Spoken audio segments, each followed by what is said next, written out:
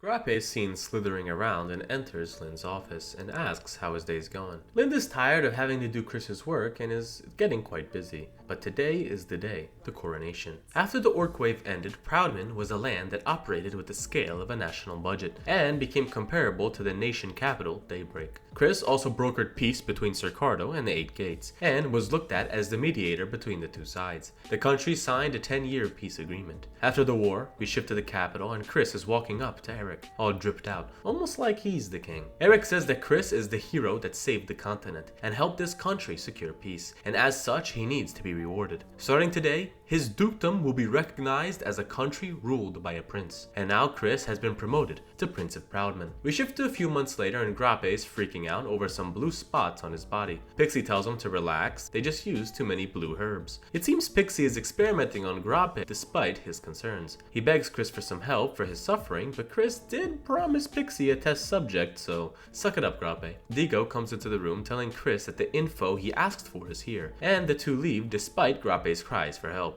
We see Chris and Digo getting ready to leave, and Chris gives a message to the rest of his knights, telling them to train hard at the places he secured for them. Ellis comes running out asking for a spar with Chris, but Chris just ignores this request and tells her to go to Guienne and learn some real swordsmanship. Ellis is hesitant to go, but Chris tells her that this is an order from the prince. Now go. Chris heads off and says bye to his boys for now. As they're walking, Digo says that Chris's armor is quite heavy, and that's the reason they're going on foot, because no horse can withstand the weight. Chris tells Digo that they're headed to Volus, the city with the greatest craftsman for forging iron. There's a blacksmith that Chris needs to meet, and only this craftsman can fix Chris's armor. Chris asks Digo if he can run, and the two start sprinting. And after a while, Chris informs Digo that they have another 2 days until they get there. But Chris can never go on a peaceful walk as an arrow is fired at him. Chris catches the arrows and spots some young kids that fired it, who are in awe of Chris's strength. They try to run, but Digo comes flying in, and one of the kids bravely tries to face Digo to give his friends enough time to escape. His skills aren't that good, and he whiffs one slash and gets knocked out.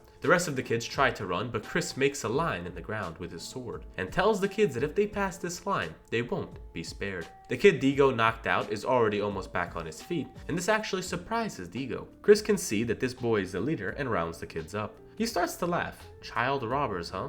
Chris is impressed that they try to take him on. The kid's face turns serious. Huge bodies aren't impenetrable to knives. Chris likes his attitude and gives the boy a chance. His head or the head of your friends. Choose who dies. The leader confidently says that he will sacrifice himself all day, and this makes Chris like him even more. Chris asks for the kid's name, and the kid's name is Vans, with no last name. Chris remembers this name and knows that this man will grow up to become a mercenary leader who took advantage of the state of the world after the Orc Waves. Chris won't take Van's head, but instead offers him a job. Vance has no idea who this is, but is shocked to hear that this is Chris Proudman, the hero of the war. The kid starts listing the achievements of Chris, and this kind of strokes the guy's ego, but one rumor strikes the wrong nerve. Some people are saying Chris is a eunuch and has no dick, since he's so young and is still single, despite his status of prince. Chris knows that only one person would be responsible for spreading this rumor, Lind, as you see him laughing in the distance. Chris tells Van to get up and make a decision. Will you serve under me? Vance thanks Chris for the offer, but he won't serve under someone else. This is the stigma of a gladiator slave. Chris finally understands what these kids are and they're runaway slaves. Chris assumes that they are from a nearby city, and this is correct. This nearby city is a lawless state that borders Cercardo and Tegas, which is controlled by nobles and the Thieves Guild. In this area, the slave trade is permitted, and also a huge part of the economy is the gladiator arena. Chris asks Van how he ended up being a bandit, and he was forced into this life since no one would take him in. And due to him being a runaway slave, Chris understands and asks the boy what he wants to do. I'm sure you have some plans. Are you gonna rob people for the rest of your life and get captured again? Or do you want a better life? Vance doesn't want to continue down this path, and Chris smiles. He hands him an artifact, but it's way too heavy, but at least he can sort of lift it off the ground, which is impressive because Vance is similar to Digo in bone structure and muscle density. Chris says that now these kids are actually robbers who stole the prince's spear. We shift to the stateless city, and the boys bring a spear to a member of the Thieves Guild, who is impressed with his haul. But interrupting the meeting is Chris and Digo kicking the door down, because handles are for losers. The Thieves Guild commander calls for his men, but obviously they're quickly dealt with, as one man is sent flying into a wall. The man recognizes Chris and asks why he is doing this. Chris smiles, and it seems he knows this place. The man quickly apologizes and said that he didn't know that it was Chris's spear. Chris says that if he's really sorry, then shut down the gladiator arena and hand over the kids. Or I could use this as an excuse to blow up your whole city. The man has no choice and follows Chris's orders. We see Chris setting up the kids in a carriage that's headed for Proudman. He gives them a letter saying that if they show this to the guards, they're going to be taken care of. Vance sticks around and wants to know why Chris is doing this. Chris tells Vance to think about his position. He wants to give opportunity to anyone who has value. Just because you came up as slaves doesn't mean you will die as such. Vance is in awe of Chris and swears to serve him until the day he dies. Before they keep going, Van is tasked with lifting the box of armor. Digo is confused on why they are trying this, but Chris tells him to hold on for a second. After some seconds of struggle, Vance actually manages to lift the box, but only slightly. He falls back down in exhaustion, and Chris is right about his suspicion. He orders Digo to train Vance every day from now on. Vance has the potential to be a wise knight. 2 days pass and Chris and Digo arrive at their destination, the city of Volus. They go to a local inn and get some food, and Digo tells Vance to watch his manners. Chris asks a bartender if there's a guy called Half-Man, but is told that he's probably out on the sea. This man has been going around telling people that he is going to be a sailor. Chris has met this man in his past life and knows that he has no interest in the ocean, and hopefully his personality didn't change. We shift back to the stateless city as a man is talking to a commander from Tigis, explaining the situation. It seems Chris did them pretty dirty, and the two wonder if they should follow him. But by now, the bad guys are starting to understand that fighting Chris means certain death. But suddenly, an attendant appears with a letter from the Lord, and it seems that he's not happy with what happened here, and is ordered to report back to Glacier Hill. Now, Chris has pissed off some powerful people. We shift to some new characters talking about the northern continent finally making a move, and their new target is Proudman. A few days pass and Chris and Digo are strolling around the docks, and they notice that someone has been following them since last night. Digo offers to eliminate this pest, but Chris tells him to leave it for now. It's best to let their enemies think that they are unaware of their actions. Chris approaches some workers and asks if the ship with the dwarf on it has returned yet, and Chris is quickly pointed in the right direction. He overhears the dwarf that he's looking for being scolded by the ship captain. He tries to apologize, but it seems the captain is at his wit's end. The dwarf not only tore the sails and almost killed everyone, he also drank all the booze. Get lost. The dwarf tries to beg but is given the boot, and quickly after he gives up and curses his own luck. Chris approaches calling the dwarf by his name, Rindorf, which takes him off guard. Chris cuts to the chase and asks if the little guy is a blacksmith, and there's some work that he needs him to do. Rind looks away and tells Chris to go look for someone else. Chris is a little shocked. The Rindorf he remembered wasn't like this. Shy? The Rindorf he remembered wasn't this shy. Chris asks the young dwarf to show him around the city. It is his first time after all. Rindorf is confused but doesn't really have anything else to do, and just to sweeten the deal, Chris offers some more booze to the young dwarf, which makes him quickly accept this offer. We shift to the two sitting in the local tavern as we hear Rindorf share his side of the story on why he was kicked off of the ship. Chris asks the dwarf, "Didn't you want to become a sailor to run away to the sea?" These words change the air around Rindorf as the dwarf becomes serious, asking how Chris knows him. Chris thinks back to his previous life, and of course he knows him. Rindorf once saved Chris's life, but it didn't happen this time. Chris makes up a lie saying that he once helped the dwarf, and instead of receiving payment, the dwarf just said to pass the favor down to the next one that he meets and buy them a drink. Something so strong your nose will turn upside down. Rindorf is taken aback by the gift that Chris has prepared. It's Tigis' finest liquor, Griffin's Breath. Rindorf is happy and wonders if he is even worthy to drink something like this. Chris tells him to have at it, and once Rindorf has a couple sips, he gets to the point, asking Chris for his name, and is surprised to find out that he is talking to the hero of the war, Chris Proudman, and is even more shocked to find out that he is here only for him. Chris tells Rindorf his plan bluntly. He wants to fight the residents of the glacier. The young dwarf is taken aback by these words and asks if the box behind Chris is dragon's flesh. And after Chris confirms this, Rindorf invites him back to his place. We shift to Chris following the dwarf into the mayor of Baltus's residence. He shifts some supplies to reveal a secret passage. The group begins going down the long stairway, and Chris is shocked to see an underground forge. The reason this forge was hidden was to avoid the fairies. This race was always jealous of the dwarves' skill, and as soon as the dwarves stopped being useful to them, their race was nearly wiped out, and a few surviving dwarves went into hiding underground. Rindorf started drinking to soothe his mind over the tragic loss of his brothers and sisters. The desire of his people to return to the surface looks impossible to fulfill. Chris turns around looking serious, and it seems the folklore was true after all.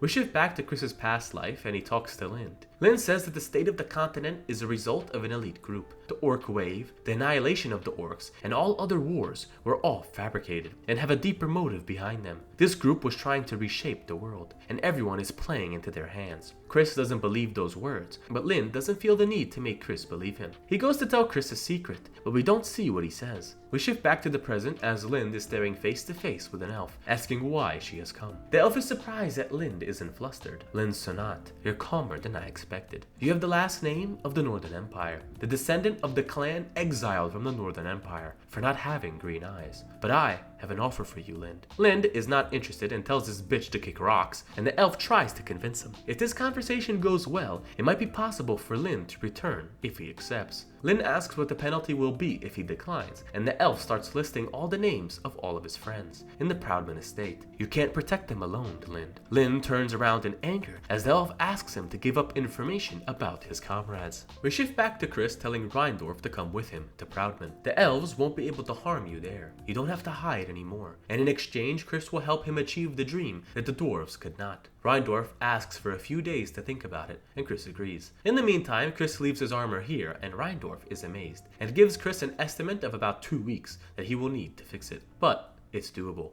Chris is shocked by the talent of this dwarf and leaves it to him. Before he leaves, he hands Rindorf his spear as well and asks to borrow a sword. We shift to the next day and Chris is personally training Vans in the power of wise. He lets him continue to train and goes out of the town. Digo doesn't see the person following them and Chris is now worried. What was their purpose? Are they not after me? Digo is a little overwhelmed by the sprawling city, but Chris tells him that this is the famous market hub. Baltus sells goods all over the continent. Chris starts to think about another person that should be in Voltus around this time, and obviously he has to spend 0 time looking for this person because he spots him right away, and this is like the 5th time it happened in the story. But I mean, I wouldn't want him to look over and waste time too, so I guess it's okay. He leans over to a seller's mat and asks what this item is used for. This malnourished man tells Chris that this is an amulet that protects the body from magic, and it works only for 1 day. Chris wonders how to activate it, but apparently it activates once it touches the skin. The seller immediately gets surprised because Chris knew the spell needed to be activated, and asks who the hell Chris is. Chris just laughs and says that he knows a little bit about magic, and the boy calms down. It's the same as before. This was Chris's cooking teacher, and as always, he is way too trusting. We are introduced to Vitalia. Digo interrupts Chris, telling him that the spy is back on their tail, with backup. Chris starts off with Digo telling Vitalia that he will pay later, and the two sprint into an open field. The spies start to panic and wonder how they've been found out. Chris gives them no time to think and dashes in at the elves, asking what these people are doing all the way down here. Chris begins fighting one of the elves and immediately overpowers him. The elf tries to use a spell, Restraint, but Chris uses the amulet that he just got to nullify this effect. Digo slices one of the elves in 2 and the leader tries to run away. Chris is in pursuit, but as he chases, he is stopped by the 3rd spy. Digo continues to chase as well, but the elf uses a spell to block Digo's path and manages to slip away. Chris analyzes the situation. Was he calling backup? The elves are already on the move, and if it wasn't for Vitalia's amulet, Chris would have been helpless. He tells Digo that they need to move up the schedule. The situation has changed. We shift to Lin chained up in a basement, and he already gave the elves the information they wanted. But why is he still being held hostage? The elf says that she needs to confirm this info first, before letting him off the hook. Lin tells the elf to promise not to harm the citizens of Proudman, and this elf is introduced as Gudrun. She orders the assassins to go to Proudman and take care of the key targets. Toki is in the south and is too far for now, and Alice is in Gien, and that would be too much trouble to deal with at this moment. There's only one target they can go after right now, Louis Yolnoven. We shift to Louis struggling to find the place that Chris tried to send him. Louis continues to look, but is pretty lost. We shift back to Chris telling the knight that his sword is actually part of a pair. Someone intentionally split this sword into 2 halves and hid them away. That's why it has a weird shape. And once the 2 halves are reunited, the weapon will gain a mysterious power. Louis is now interested, asking Chris where the other half is. And Chris tells him that it should be along the northern border of the central continent. But Louis has been searching for days, and apparently, when he's close, the other half will just call to him. But nothing's happened yet. Louis notices that there's some uninvited guests stalking him, and all of a sudden, Louis's blade starts to vibrate, leading him in a certain direction.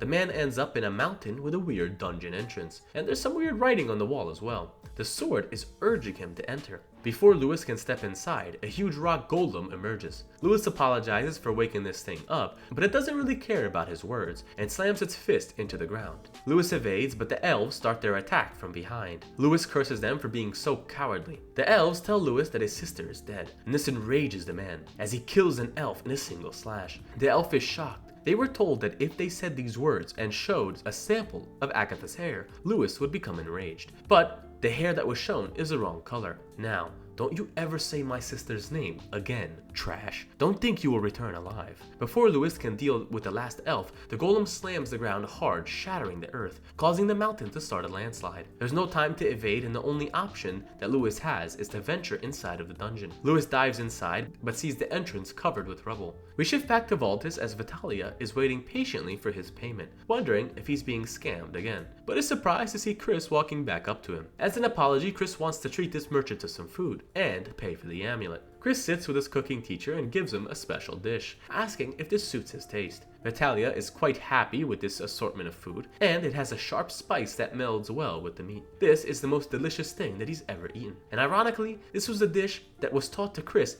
by Vitalia in his last life. Chris asks for the man's name and is surprised to see Vitalia give a fake name, Nauri. Chris brings up the Western continent, a place full of mages. I once heard that wizards from this place hardly ever communicate with people outside of their world, due to their closed-door policy. But sometimes runaways occur, and these wizards who run must be brought back, sometimes by bounty hunters. Chris has heard that one of these mages is hiding here in Volus. Vitalia immediately folds under the pressure, asking if Chris is after him, but Chris just laughs, saying that Vitalia just gave himself up just now way too easily. Chris tells him to calm down. He is on his side, and actually Chris battled an elf today and used this amulet. Chris introduces himself and asks Vitalia to join him. Vitalia knows about Chris's identity, but swore to stay away from magic. Chris knows that because this man ran away to pursue his dreams of becoming a chef. Chris says that it's a shame. Vitalia would experience some delicious food in Proudman. Thousands of spices are imported from each country, a place with endless gourmet feasts. Chris pretends to walk away, apologizing to Vitalia, but now he's too invested not to come. He grabs at Chris's leg,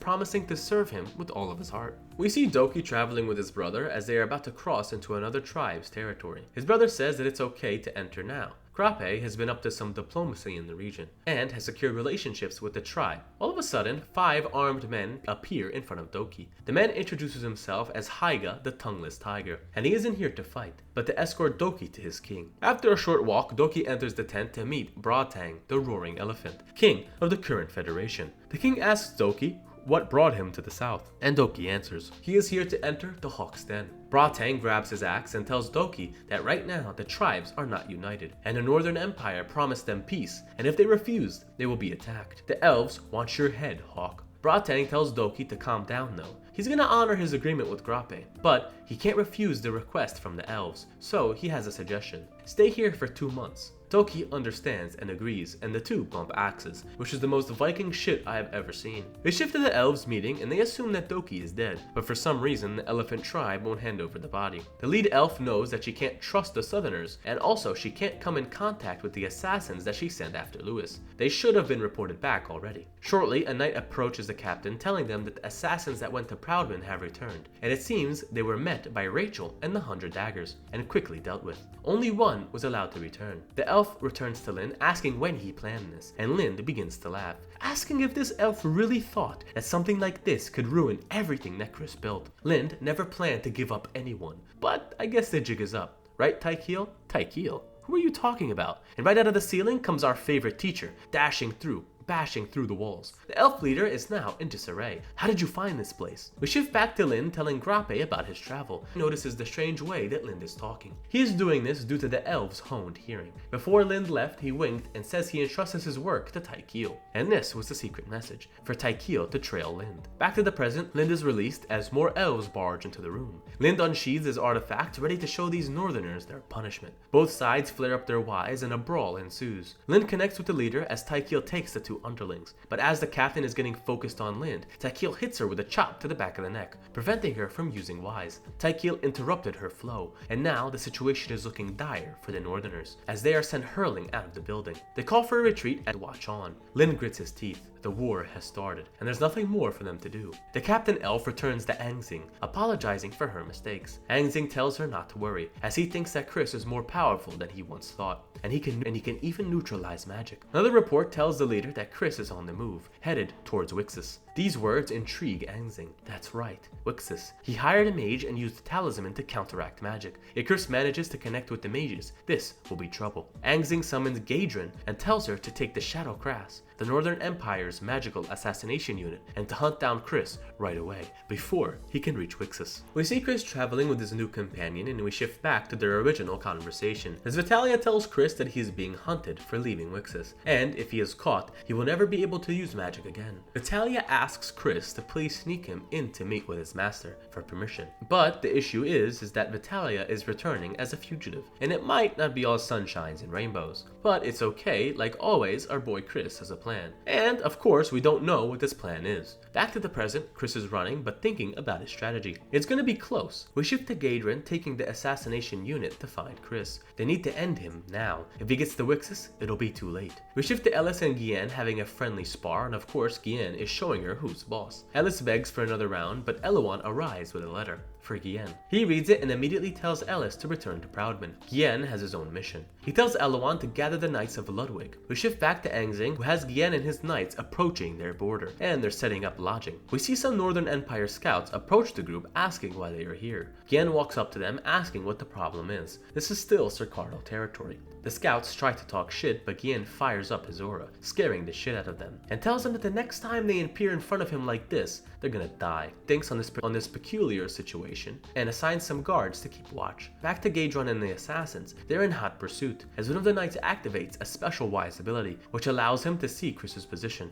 Chris feels the presence, and now he is surrounded by the group of assassins. They plunge onto Chris, but Digo offers to hold them back. Chris tells his party to keep running. The assassins start sprinting at full speed, but right before they can catch up, they smack a barrier. A cloaked man approaches asking if these elves forgot about the unbreakable vow between Vixis and Glacier Hill. The elves can't think of a good excuse and continue their chase, which makes the mage erupt in anger. A barrage of spells are hurled back and forth with combination of elements, as two more mages stand by ready to fight. The elf tells these people that an intruder just entered Wixis, and they need to capture them now. If they handle this together, the elves will leave. The head mage calls for Nauri, and she confirms the intruders. The man asks if they can be brought alive. But it's not looking good right now because Chris is holding Vitalia hostage. The man understands and tells the elves that what they want isn't possible. The elves start to get defensive, but the mages give no explanation and continue casting spells, repelling the assassination squad. If you cross this line again, it'll be war, Gadron. Gadron orders the troops to retreat. Vitalia yells at Chris, calling him a fraud, but Chris whispers for him to be quiet. This is all a part of the plan.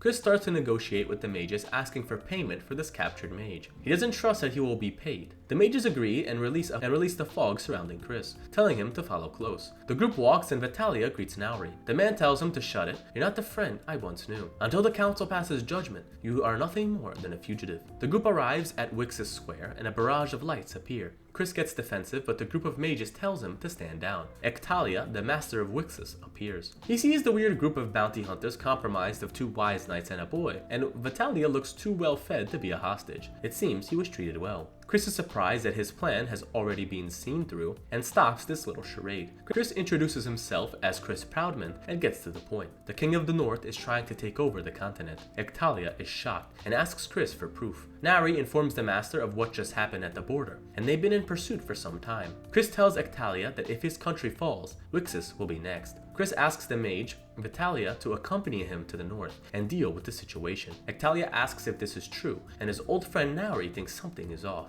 There's no way Vitalia has been noble. There's no way Vitalia has a noble cause like this. He's always been skeptic about wizards. We shifted the memory between the two as we see Vitalia stealing some bread, looking to skip class. Nauri tries to question what's going on, but the master sees Vitalia with the bread. He shoves a loaf into Nauri's mouth and continues to run, now making Nauri an accomplice. We see the two make it to a cliffside as Nauri tries to urge Vitalia to take his studies more seriously. Vitalia, however, doesn't want to be kept in Wixis. He wants to see the world. Nauri tells the boy that their destiny is here in their hometown as wizards. But Vitalia is not interested in having his story written for him. Back to the present, Vitalia coughs up the real reason he is here with Chris. But there's another reason why he decided to join Chris in the end. A talisman that he created saved someone's life. And once something like that happened, a fire lit inside of the young mage, and not even he can explain it. Now he wants to accept his destiny as a wizard and use the power that he's been given to protect the world. Chris is shocked by hearing these words, and Ictalia grants Vitalia permission to leave and fulfill his duties. The leader of the mages knows that the North can shake up the continent at any moment, so Vitalia will be in charge of reconnaissance. There are some regulations in the western continent, so Vitalia will only be able to use Meister's magic, which is the magic to create special tools. Chris smiles and agrees, because this is what he wanted from him anyways. Ictalia places his hand on his student and says that the spell is done. Vitalia thanks him once again before leaving, and Nari smirks at his childhood friend, telling him not to embarrass the world of wizards. Ictalia starts the teleportation spell, and Vitalia waves goodbye to Nauri and the rest of his comrades. In a flash, the group is transported miles away, and now Vitalia has a surge of determination. We shift to Chris returning to the city to meet the dwarf, and his armor is looking brand new. Even his dragon slayer is in perfect condition. Chris asks what Rindorf plans to do, and he stutters briefly. Chris continues that he will make sure that in his state there will be a place that the dwarves can gather and hide away from the eyes of the elves. Chris swears it upon his name. Rindorf thinks on it for a moment, but decides to put his trust into Chris, shaking his hand in agreement. A carriage arrives to take the group back to Proudman, but Chris still has work to do, so he's gonna stay for now. He hands a letter to Digo telling him to take this to Grappe. Vitalia bids farewell to Chris, and the group is on their way. Chris watches and his demeanor changes. It's time for him to get going too. The failed assassins return to Angzing in defeat, and his anger is becoming hard to hide. He's given Proudman a reason to wage war, and because of this, the western continent that once wasn't an issue will likely back Chris. Angzing wouldn't be surprised if someone came for his head at this very moment. He's even being watched by the border. He orders his men to gather all of the supplies gathered at this location and return to base, and be on standby. A few days pass and Chris meets up with Fox, and he's looking for a certain person, and Fox is leading the way. Chris thinks that Angzing should be aware that Wixis is cooperating with Proudman, and he must be starting to prepare some precautions. Chris needs to find a weapon to help counteract this. He needs this girl's help. Chris approaches a girl chilling on a rock that laughs at the boy's young age. Are you really the hero of the battlefield? This is another one of Chris's previous mentors and partner, and one of his partners from a previous life, the treasure hunter, Jennifer Rosar. We shift back to Proudman, and Digo is talking with Grappe, and it seems Pixie is still experimenting on him, but nothing seems to be working. Grappe changes the conversation and asks about the two new arrivals behind Digo. Digo explains that Chris let them join their union, and hands him the letter Chris wrote. Grappe takes a glance and knows that he has a lot of work to do now. Tykiel is overseeing the training of the Proudman army, while Digo trains his new student. Vitalia and the dwarf are hard at work constructing their creations, and Ellis is guarding the gate. She spots Royce and Digo returning, and 1 year has passed. Grappe is starting not to be a hunchback, and it seems the brace is actually working. A crow enters the room with a letter from Chris, and it seems that he has returned. All of Chris's knights bow before him, and Chris immediately looks at Lind, wanting to get payback for the prank that he played earlier. But out of the corner of his eye, Pumpkin comes charging in, and oh my god, he's back. Let's fucking go. Chris is overjoyed seeing his longtime friend, and begins walking around with Grappe, asking him for updates regarding the elite soldiers and the weapons that he was building. Everything is almost complete, and Guillen is also finishing up his watch at the northern border. Chris asks if there have been any incidents, but there only been a couple of small skirmishes, mostly handled by the 100 Daggers, and Amelia has been weeding out spies trying to enter the territory. Chris is pleased and hands Grappe a bag full of maps. It's all of the terrain surrounding the Northern Empire. Chris wants Grappe to put together a military map. Some time passes and Chris meets with Agatha and tells her he needs to leave again. But the Riz Master isn't done yet, and tells her that when he returns this time, he's gonna take her on a little trip. Agatha gets flustered and can't possibly accept this from her lord, but Chris tells her to think about it, and to give her answer once he returns. Chris suits up in his Chad armor and begins the military gathering. He stands atop his podium and calls out to his men. Together, we have crafted the most beautiful, peaceful, and magnificent nation, and we will continue to build upon this grace, so our descendants can prosper in this land. However, there is a group that threatens that very prosperity, and they've been attacking for over a year. These elves try to eliminate our knights and infiltrate our lands. Chris pulls out a document and presents it to the crowd. This is a list of all the crimes the Northern Empire committed while Chris was watching over for a year.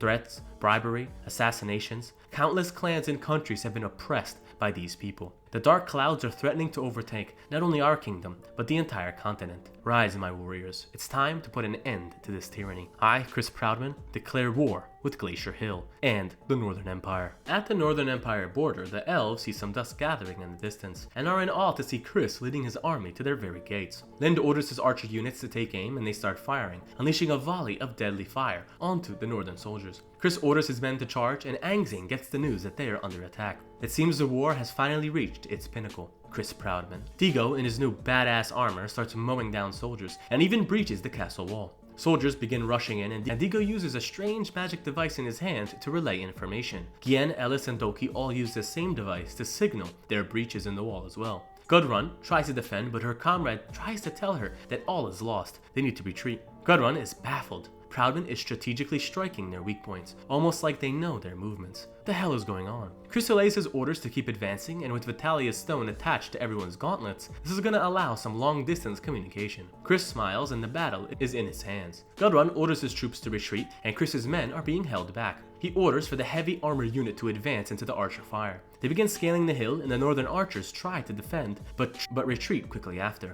This day ends in a complete victory for Proudman. Most of the enemies are half-breeds, and now the remaining force is made up of elf soldiers. The northern continent is called the Glacier Hill. It is a plateau made of 4 distinct terrains. The front is a forest that acts as a gateway, and Chris needs to make it through this forest with little casualties. Chris orders the logging unit forward to secure a safe area. Nighttime comes and elves are trying to set an ambush, but Lin stands by with his bow in hand, sniping the elves with his wise powers. Gudrun orders his troops to fall back, and 2 days pass. The enemy has yet to make a move on Chris's men. Royce questions what they should do. Elves have the advantage at night due to their heightened senses, and Chris knows this. What are they thinking? 2 men are watching, but 2 mutated creatures emerge from the brush, killing the lookouts. A signal alerts Chris to Lin's squad. A large group of goblins is attacking. Goblins? Chris is shocked. This is too many goblins should be just a group. But then Chris remembers that there was an army of goblins occupying the mountains near Proudman, but they suddenly disappeared. This is where they were the entire time. Chris begins to sweat. Something's off. These aren't normal goblins. They aren't afraid of death and don't feel pain. They're like soulless corpses. They're brainwashed, as we see elves using magic to control them. Chris and his knights are chopping down the creatures left and right, but there is no end in sight.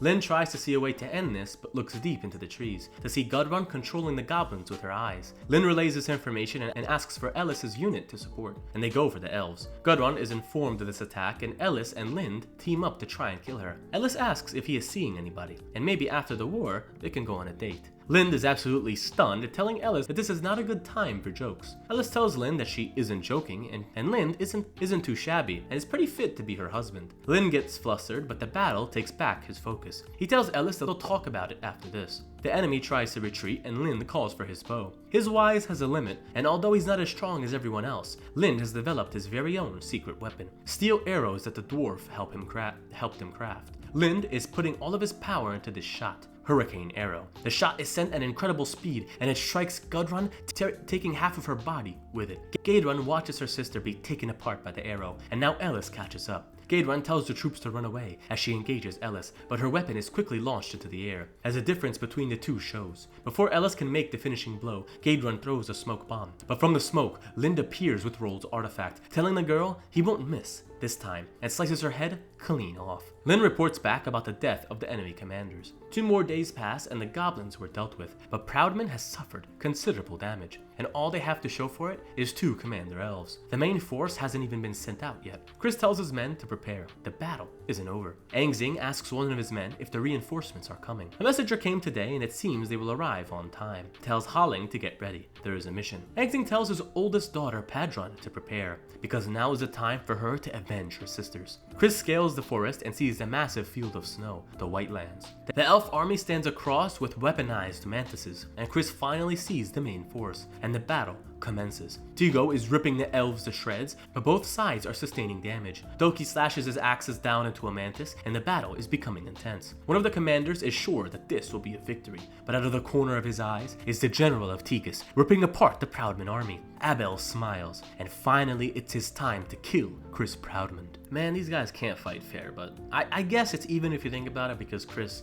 does have a lot of information he's not supposed to know, so I guess it's even, we can say. We shift back to the elves' negotiation with Tigus as they are promised the central continent. Back to the present, and his men are ripping through the front lines. But as Abel tries to kill the commander, Dauchan appears, and it seems our boy Chris has some reinforcements of his own, as the 8 gates are here to back him up. The Spear King and the King of Swords stare at each other, ready to see who is superior. Chris is continuing mowing down troops as the news is relayed to him. Chris orders the Ludwig Knights to engage. He needs to win the war here and now, while Tegus is busy. And for some reason, Angxing and his mage troops are nowhere in sight. But all of a sudden, a spell is cast, as bugs are warping around the Proudman soldiers. Chris tries to help these soldiers, killing the elves surrounding them, but Chris doesn't see any bugs. And now he knows that this must be some sort of hallucination magic. Chris sees the unit of mages and orders for their destruction. But a huge force begins weighing down on our heroes. The mages can stimulate the 5 senses in humans, causing extreme pain. Even wisers can't escape this spell. With this magic, I am a god. Now bow before me. We shift to Lind and his unit, and Chris left the responsibility of killing to him. But even after searching relentlessly, Lind still can't find him. But all of a sudden, Lind's horse is chopped in half as Padron looks at him. It's you, Lind Sonat, the murderer of my sisters. Don't think you'll return alive. We see Chris still struggling to stand as the soldiers try and kill him in this state, but Digo comes flying in, seemingly unaffected by the spell. But each step he takes is giving him unfathomable pain. He continues forward anyways as more mage troops try to engage, but Digo splits them apart with one strike. Digo continues to step forward despite the hallucination wave. We shift back to Digo asking Chris for some advice. He doesn't know how to train his new apprentice, telling Digo that he is the knight with the strength of 100 people. What are you so worried about? Digo sighs and tells Chris to stop playing around. Other knights develop characteristics that relate to their personalities, but all Digo knows is his strength, and I feel like I'm remaining stagnant. Chris tells Digo not to feel that way. Strength is your talent. Use it to your advantage. Back to the present, Digo's face looks devilish. He walks to this elf unit, making Holling tremble in fear. Chris lets Digo know that he is a sworn knight, and no matter what, always push forward. The spell is increased to its maximum levels, but Digo continues to endure. Holling calls for Digo to stop, but Digo grits his teeth to the point blood surges from his mouth. He raises his halberd into the air, gathering lightning at its tip, slamming it down and slicing Holling in half and decimating the mage force behind him. Chris watches on, simply amazed at the knight with the strength of 100 people. Digo yells in triumph after slaughtering the mage unit. We shift back to Lin as he squares off against Padron. Lin's demeanor changes, because he knows this won't be an easy fight. One of his archers tries to fire at Padron, but a quick movement from the elf kills all of Lin's surrounding soldiers in front of his very eyes. Lin tells his men to retreat as he stands alone to duel this elf juggernaut. Padron rushes in and the blades meet. The elf tells Lin that his death won't be graceful, and he will die in the most painful way. Padron sends an upward swing that separates the two, but rushes back in, letting a flurry of attacks that Lind barely blocks. Each blow is heavy, and Lind can't take much more of this. A slice connects with Lind that hits Vitalia Stone, and now he can't call for backup. Lind calms down and tries to come up with a plan. He can't win with sheer strength. Should I try and run away? No, that's impossible. Padron is too fast. Lind knows that there's nothing that he can do, as Padron rushes back in and asks if this human has given up already. Lind takes the strike to his body, but starts to smile. If I have to struggle, and even if I die today, all I need is one hit, one small scar for my comrades who will come. Lind charges up his artifact, but Padron sees through this attack and slices Lind vertically, calling him pathetic. You were the one who killed my sister? You're so weak. Lin lays on the floor lifeless as Padron lifts her sword to finish the job. But in the blink of an eye, Elish dashes in at the very last second, stopping the blow. She sits next to Lin, telling him to hang in there. Padron tells Ellis that her only chance to live is to leave that night, but Ellis stands up with her veins bulging, saying that this is her husband. We shift to Tegus and Delchan, but it seems Delchan put up a decent fight, but he's overmatched. Tegus gives him a compliment and says he'll spare his life, since this was such a good fight. Delchan doesn't need this pity, and Abel laughs. Well, I tried to save you. I'll at least remember your name, Sword King. Before Abel can finish off Delchan, Gian appears with his red aura. Abel sees this arrival and knows that Gian is also on the 6th level. Abel laughs. The Duke made a mistake sending his strongest knight here, and calls for his Griffin unit to attack. Soldiers flying strange beasts begin to attack the Proudman army. Nova looks up and sees these mutated Griffin and Pegasus. The Knights of the Sky are tasked with bringing Chris's head. Guillen tries to react, but Abel comes rushing in. Guillen barely blocks the strike,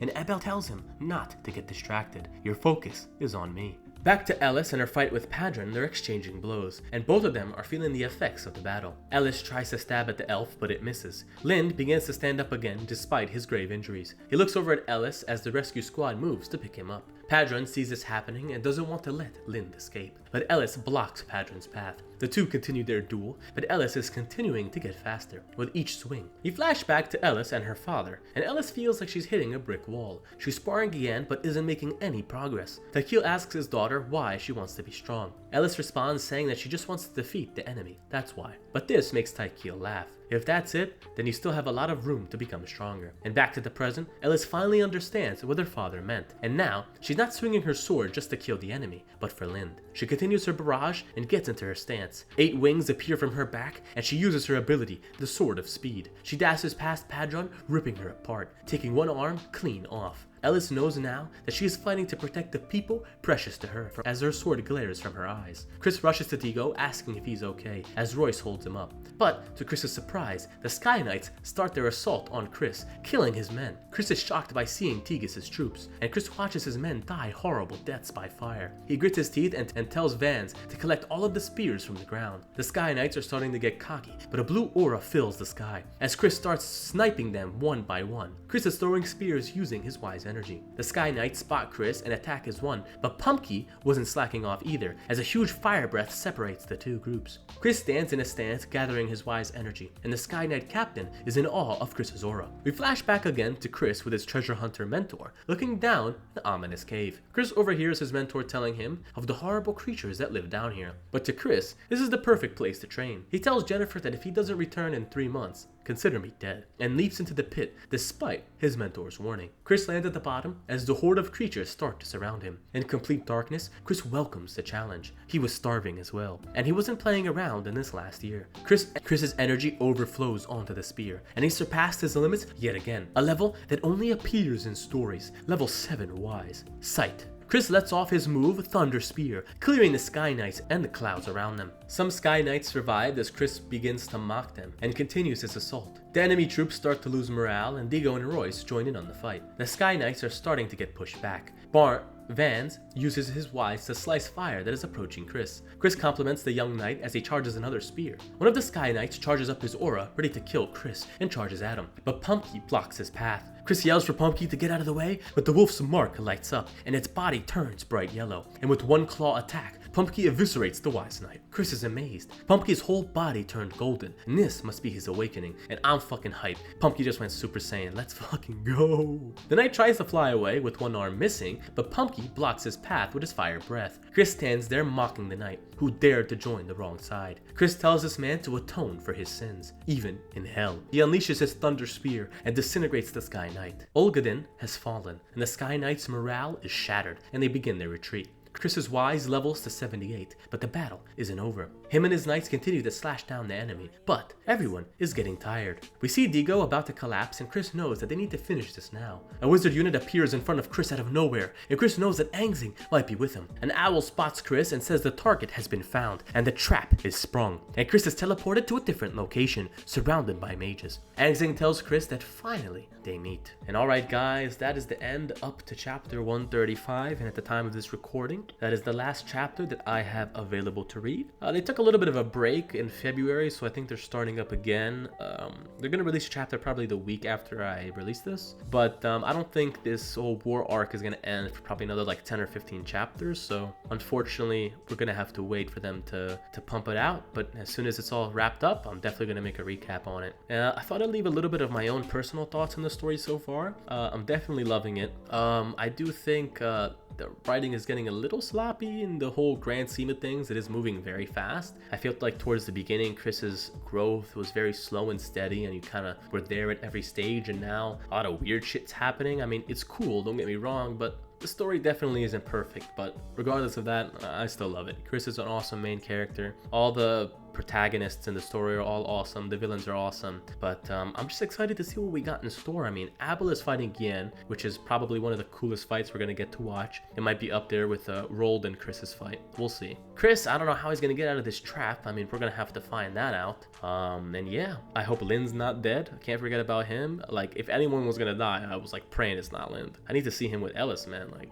there's no love in this story, man. Chris is just about to get with Agatha, and Lynn's about to get a wife, man. That's some fan service right there. more. But yeah, I hope you guys are liking the story. Let me know what you think in the comments below, and in the coming weeks when the next chapters come out, I'll continue the story. Thank you so much for keeping up with me. I'm gonna release a multiple hour video of this entire story, and if you got all the way to the end, thank you. Please like and subscribe, and I'll see you next time.